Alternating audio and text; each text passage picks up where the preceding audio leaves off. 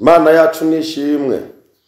Turashima Imana data wa twese yabanye natwe muri no ndwi irangiye, tukaba dutanguye iyindi ndwi turamahoro.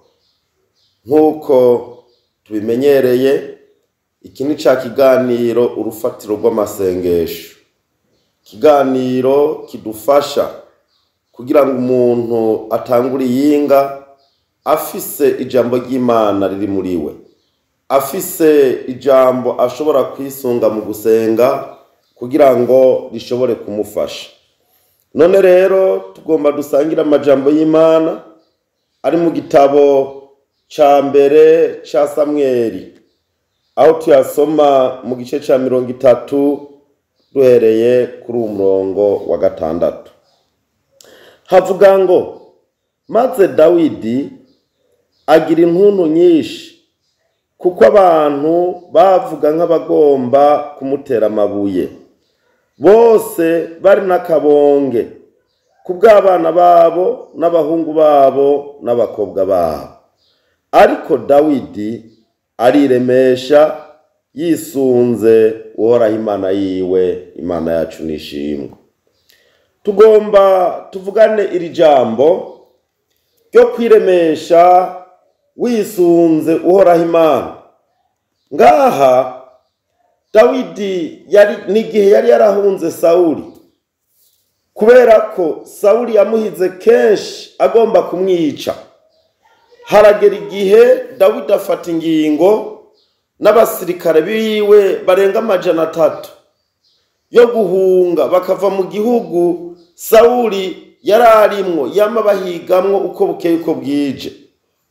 Muri uku guhunga ntibabona ahantu hari amahoro yo guhungira, ariko bafata ingingo yo guhungira mu Bafilisitiya, bafata ingingo yo guhungira mu basi.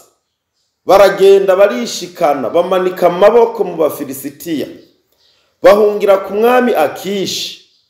Maze umwami Akishi abonye umuntu yahora bagwanya, abonye umuntu Abisirayeli bahora birirwa bavyina bavuga yuko yishindiri, aje kumuhungirako, abona yuko agize intsinzi, niko kumwakira, mbere akamuha igisagara co kubamwo.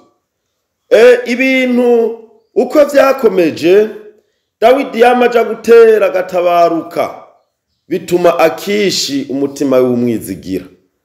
Ariko ikindi gihe bahaguruka ngo baje gutera mu Bisirayeli, abaganwa b'Abafilisitiya babonye Dawidi bashwana cane na Akishi, baramubwira bati umugabo n'amayeri ariko aratugirako, agomba kuzoza kutumara, natuvemwo, nasubire hari Sikuragi wamuhaye yibere, nagenda tuvemwo.